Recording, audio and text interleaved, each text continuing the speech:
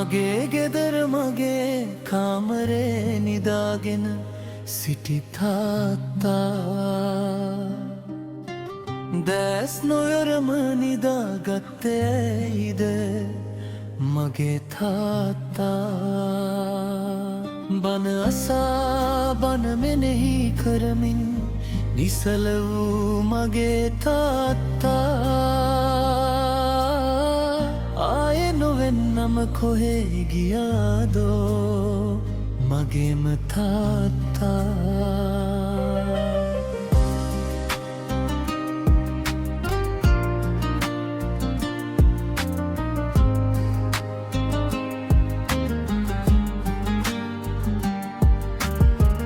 නැති බැරිකම් මැද දුකම විඳලා පවතනු තාත්තා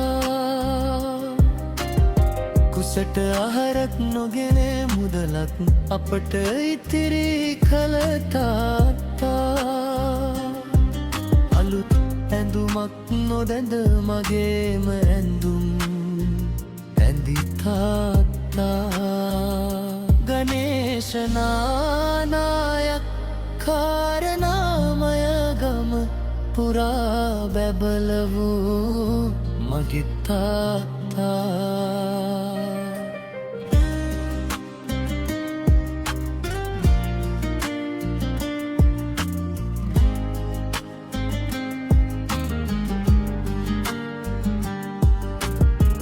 දිවි මගට මග සලකුණු කීරේ ඔබේ අවවාදයයි නියම වෙලාවට නිවැරදි උපදෙස් මට දුන්නේ තාත්තාමයි ගමට පන්සලට මග පෙන්වුවේ සෙවණැල්ල අද කොහෙදෝ මගේ ගෙදර මගේ කාමරේ දැස් පියාගත් තාත්තා